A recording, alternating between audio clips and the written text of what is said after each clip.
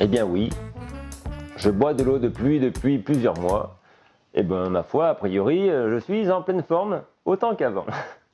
Il y a toujours eu chez moi, sous la gouttière, un gros tonneau pour récupérer l'eau de pluie, et cette eau de pluie servait à arroser le jardin.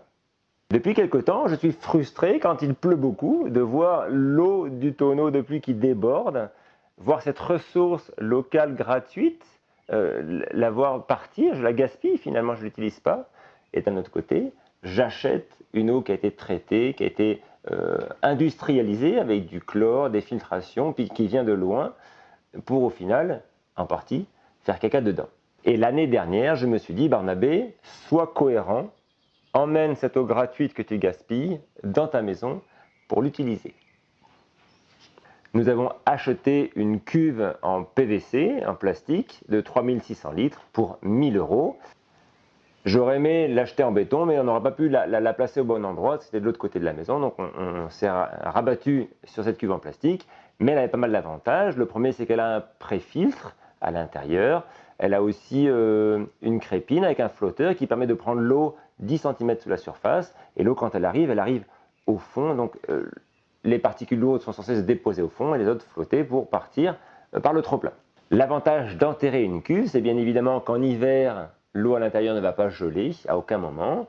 En été, l'eau à l'intérieur ne sera pas trop chaude, donc il ne va pas se développer trop de bactéries. Et puis surtout, à l'abri de la lumière, il n'y aura pas d'algues qui vont se développer.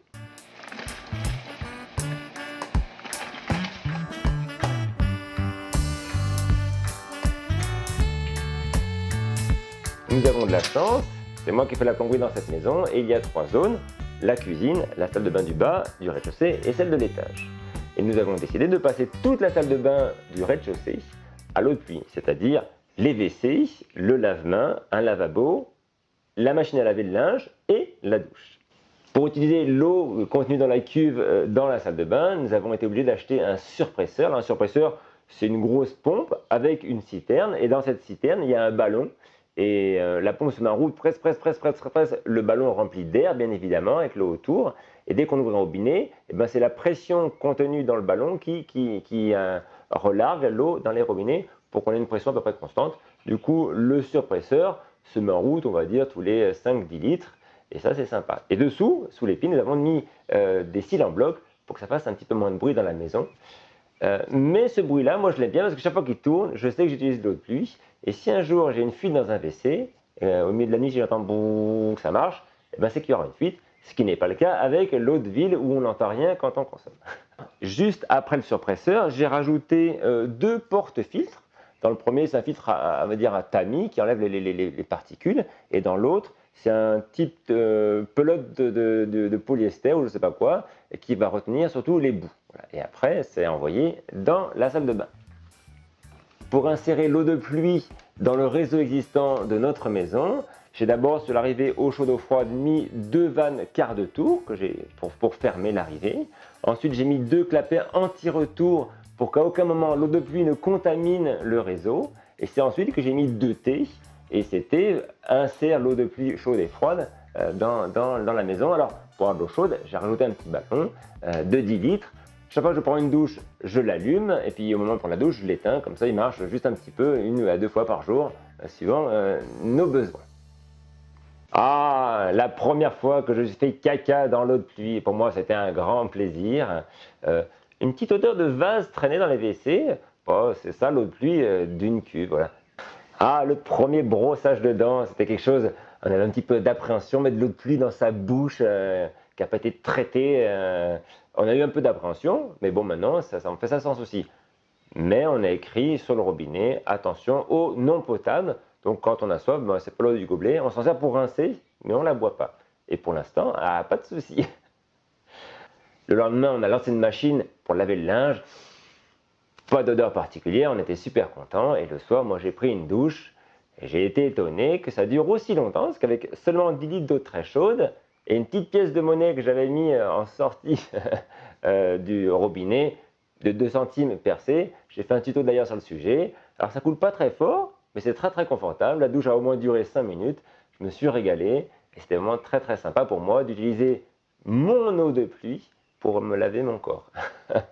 Quand on dépense 1500 € pour stocker de l'eau de pluie et puis l'envoyer dans la maison, moi je me suis dit j'aimerais bien en consommer encore un peu plus pour être plus autonome.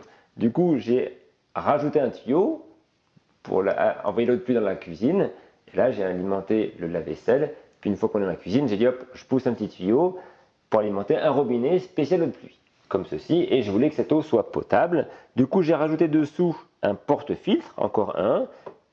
Et à l'intérieur, j'ai mis une cartouche céramique parce que la cartouche céramique, la maille de la céramique est plus fine que la taille d'une bactérie. Donc elle est censée arrêter 99,99% des bactéries, ce qui a priori était largement assez pour la rendre potable.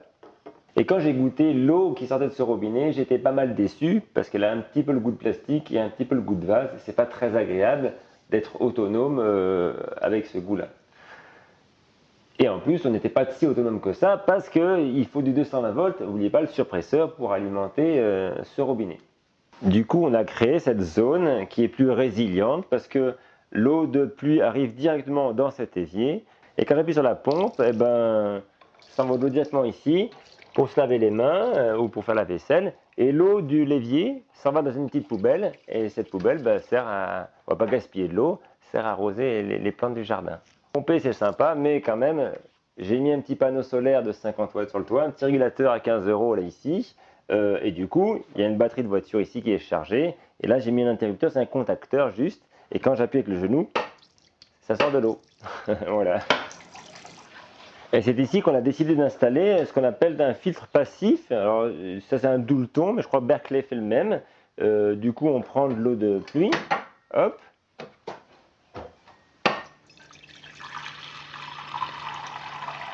Voilà, et on ouvre dessus et on met à l'intérieur.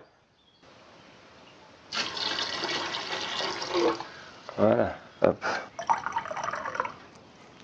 Et ben voilà, c'est cette eau que j'ai bu en début d'épisode. Là pour mes enfants, elle a le goût de neige, c'est normal, il n'y a pas grand chose dedans. S'il n'y a pas le goût de plastique ni de vase, c'est qu'à l'intérieur des filtres qu'on a vus tout à l'heure, il y a du charbon actif qui absorbe quasiment toutes les petites particules justement qui pourraient, de plastique ou de vase, qui pourraient encore être présents et donner du goût à l'eau. Est-ce que cette eau est vraiment potable ou pas? Eh ben c'est ce qu'on va voir. Nous avons tous des a priori sur l'eau de pluie, moi le premier, à commencer par l'argument principal souvent qui est donné de dire que l'eau de pluie est une eau acide.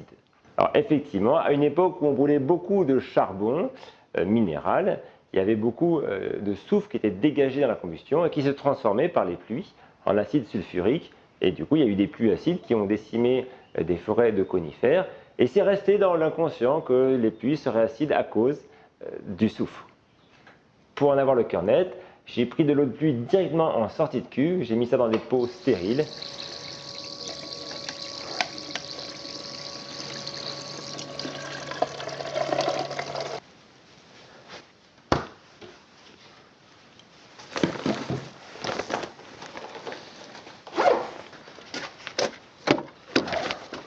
Et je l'ai emmené dans un laboratoire indépendant pour savoir qu'est-ce qu'il en était. Et effectivement, mon eau est légèrement acide, 6,2. Est-ce que pour autant, ça en fait une eau non potable? Je vous laisse découvrir les chiffres que j'ai trouvés sur Wikipédia. Là, j'ai vu que le jus de citron, finalement, c'était plutôt un pH entre 2 et 3. Le Coca-Cola, pareil. Le vinaigre, après un 3. Le jus d'orange et le jus de pomme, 3,5. Le vin, 4. La bière, 4,5. Oups, le café, 5. Le thé, 5,5. Et les pluies, là, en l'occurrence, acides, mais ce qui n'est pas non le cas, 5,6. Voilà. Je regrette juste que dans la liste Wikipédia, on n'ait pas trop parlé des eaux gazeuses. Et là, j'ai trouvé sur le site thérapeute-magazine.com que le pH de l'eau gazeuse était entre 3 et 4. Moi, je pensais plutôt entre 5 et 6. Bref, ce qui est sûr, nous faire croire que l'acidité de l'eau de pluie serait un problème pour la santé, c'est un peu nous prendre pour des... Vous voyez, hein, je ne vais pas le dire, mais je le pense vraiment. Deuxième fausse information qu'on trouve sur E égale M6, avec une vidéo qui date de quelques années, pas tant que ça, 2015. Pourquoi l'eau de pluie n'est pas potable, avec une dame qui a l'air sympathique, mais qui n'a pas l'air au courant, qui dit qu'il n'y a pas de moyen de traitement domestique simple qui pourrait potabiliser cette eau de pluie, surligne cette fameuse dame. C'est dommage qu'elle ne connaissait pas, à mon avis, les fils d'Oulton. Donc voilà, si elle écoute la vidéo, elle saura que c'était possible. Parce que moi, j'ai fait des analyses, et j'ai vu, hop, elles sont ici. Et on voit qu'en sortie de mon, j'ai appelé ça point E, eh ben, j'ai pas de bactéries coliformes, pas d'échachéries, pas d'entérococcus intestinaux et pas de spores. Donc voilà, d'après tous ces trucs-là, on voit que mon eau est potable. Il y a juste au début des micro-organismes revivifiables à 22 et à 36 degrés. Il y en a plus que 300. Mais quand on regarde ici, la ligne ici, là, on voit, alors je ne sais pas si vous voyez, mais je vais vous la dire quand même. Ces bactéries permettent de connaître l'état microbiologique du réseau, une valeur inhabituelle plus que 10 fois supérieure à la norme classique, voilà, il n'y a pas de marque classique, témoigne d'une eau peu renouvelée ou contaminée et elles ne sont pas dangereuses pour la santé. En sortie de mon fil d'Oulton, il n'y a pas de bactéries dangereuses pour la santé. Est-ce qu'il y en a dans mon robinet? C'est ce que j'ai voulu savoir. Je sais, j'étais un petit peu vicieux. Je ne me suis pas fié aux analyses qui étaient en sortie là-haut du bec de chlore. J'ai voulu savoir ce qu'il y avait ici. Alors, comme je ne mets pas ma bouche ici pour boire de l'eau, moi, ce que je fais, je prends toujours l'eau dans une carafe. C'est toujours la même carafe. Voilà. Et je pose ça la nuit. Pourquoi je le pose toute la nuit ici? Parce qu'un jour, ça avait tellement de gouttes de chlore que j'ai appelé le service des eaux. J'ai dit, c'est vraiment dégoûtant, vous exagérez. On m'a dit, le chlore, monsieur, on en met beaucoup ici parce qu'il faut qu'on aille jusqu'à la fin du réseau. Et vous êtes en début de réseau, c'est normal, ça en est beaucoup. Ne vous inquiétez pas, c'est pas mauvais pour la santé. Ah bon? Et deuxièmement, si ça vous gêne, vous remplissez une carafe d'eau et vous la laissez ventiler. Et avec la lumière, à un moment, le chlore s'en va. Donc voilà, c'est ce que j'ai fait. J'ai pris cette eau-là et après, c'est cette eau-là que j'ai fait analyser. Et alors, surprise, dans cette eau que je bois depuis maintenant 10 ans ici, eh ben, il y a plein, entre autres, des entérocoques intestinaux. Yes. Alors, si on va sur le ministère de la Solidarité et de la Santé, on descend, il y a une carte. Si on clique sur la région et qu'après, on met l'adresse, la bonne adresse, hop, on arrive sur la valeur. Et ici, on voit que le 10 juin 2019, à Voiron, eh ben, il y avait finalement un petit peu de bactéries anaérobies revivifiables, et pareil, à 22 degrés et à 36 degrés. Du coup, nous faire croire que dans l'eau de ville, il n'y a jamais de bactéries, ben, c'est un peu un mensonge. Et du coup, nous faire croire que les bactéries, quand on les boit, sont dangereuses, c'est aussi un peu un mensonge. La preuve, on en boit tout le temps. Arrêtez, s'il vous plaît, de nous prendre pour des... hein. Ah là là.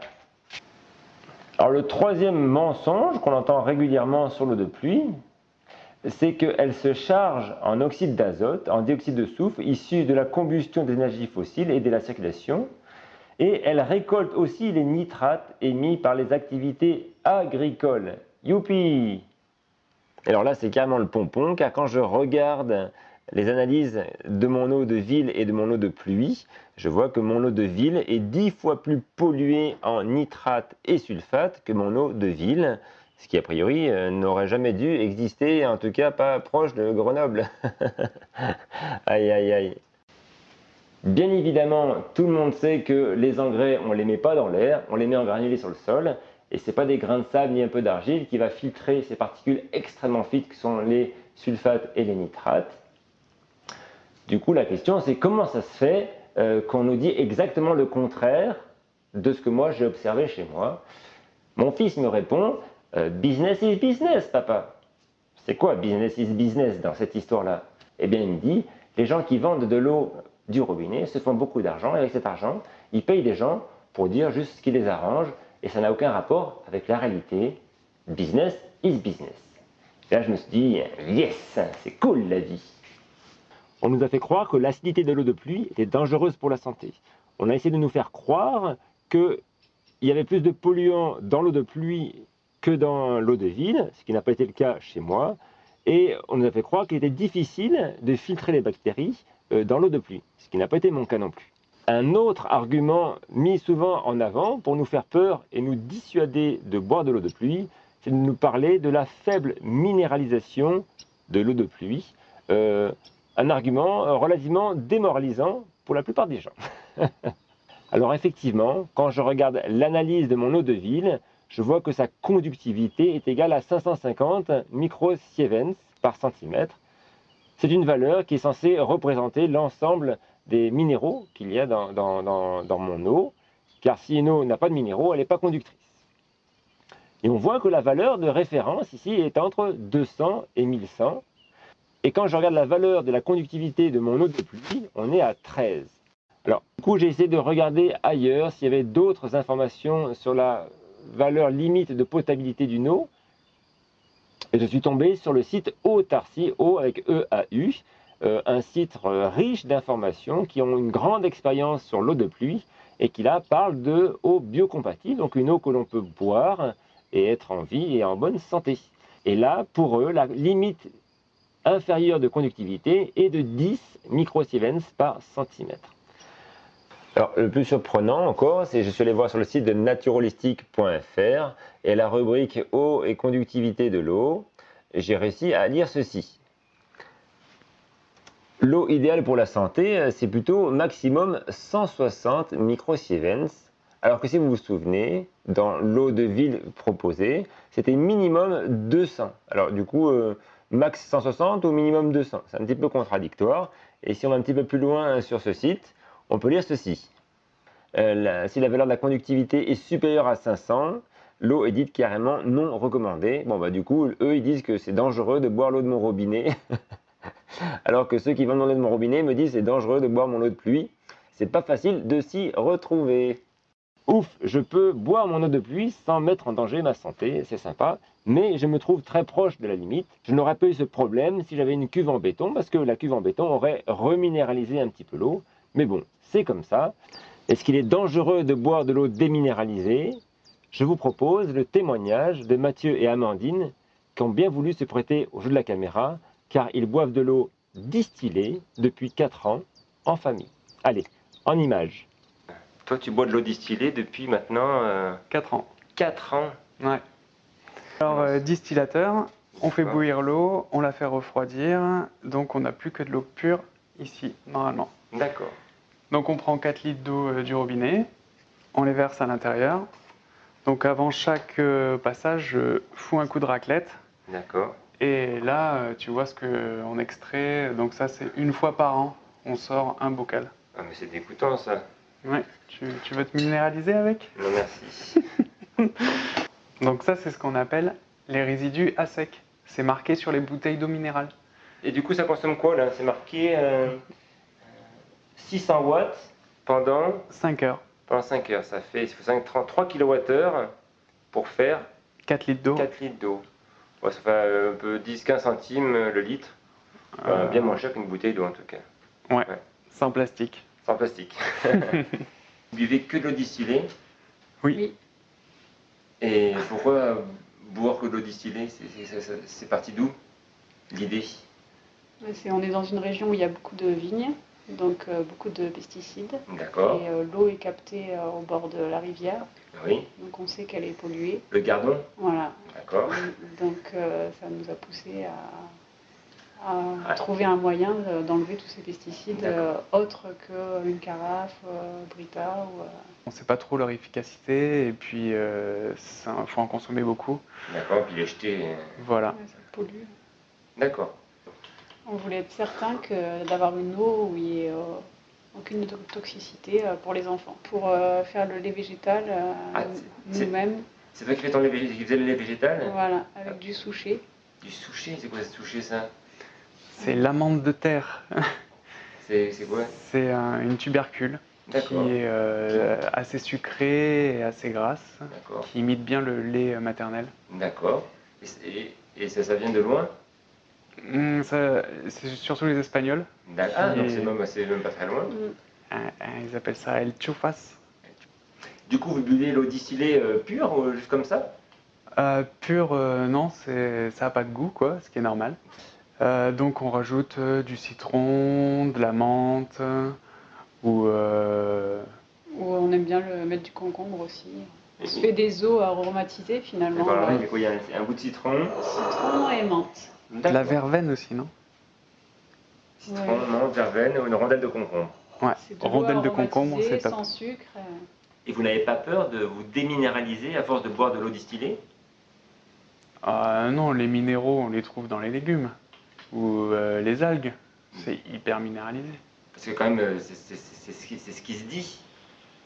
On entend souvent que boire de l'eau de pluie, ça déminéralise le corps. Est-ce que c'est vrai ou est-ce que c'est pas vrai?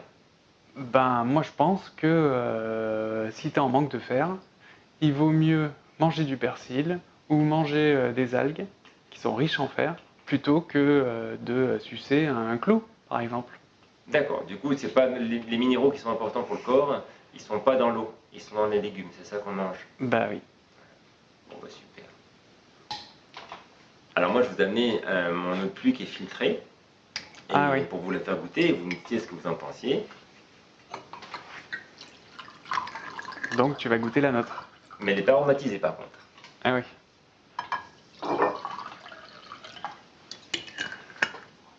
Bon ben, Santé. à l'eau déminéralisée, ça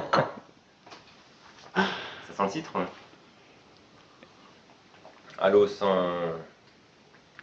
Sans résidus à sec, Oui, sans pesticides, sans chlore. oui. Comment peut-on être aussi divergent sur la même question qu'est la minéralisation de l'eau que l'on boit? Je pense que la solution se trouve dans le jus de légumes que j'ai bu chez Mathieu et Amandine en apéritif. Ils ont pris pas mal de légumes dans leur jardin, plus de nombreuses feuilles. Je crois qu'il y avait de la betterave, du persil, des kénopodes et autres. Ils ont fait un jus de légumes crus frais qu'on a bu. Et quand j'ai bu ça, je me suis dit, mais en fait, il n'y a aucune importance qu'il y ait ou pas des minéraux dans leur eau quand on voit ce qu'ils ingurgitent par ailleurs. Et c'est à ce moment-là aussi que j'ai compris pourquoi l'Agence de la santé de l'eau recommandait fortement de boire de l'eau minéralisée. C'est parce qu'elle s'adresse à une partie de la population qui mange de plus en plus de féculents et de moins en moins de légumes. Alors il n'y a pas de quoi incriminer l'eau de pluie, il faudrait plutôt récriminer une alimentation très pauvre en minéraux. Conclusion, je vais continuer à boire mon eau de pluie et à consommer les légumes et les feuilles comestibles que m'offre mon potager. Pourquoi suis-je assis sur des toilettes sèches alors que nous sommes dans une vidéo qui parle de l'eau de pluie? Le rapport est pour moi assez simple. Quand il y a énormément d'eau qui déborde de la cuve en hiver surtout, pourquoi se priver de faire ses besoins dans l'eau de pluie? Mais en été, quand il y aura moins d'eau dans la cuve, je souhaite pouvoir condamner le WC à eau de pluie de la maison et tout le monde pourra venir ici utiliser ces toilettes sèches. Le peu d'eau qui restera dans la cuve servira juste à la boisson et à une toilette, on va dire, minimaliste.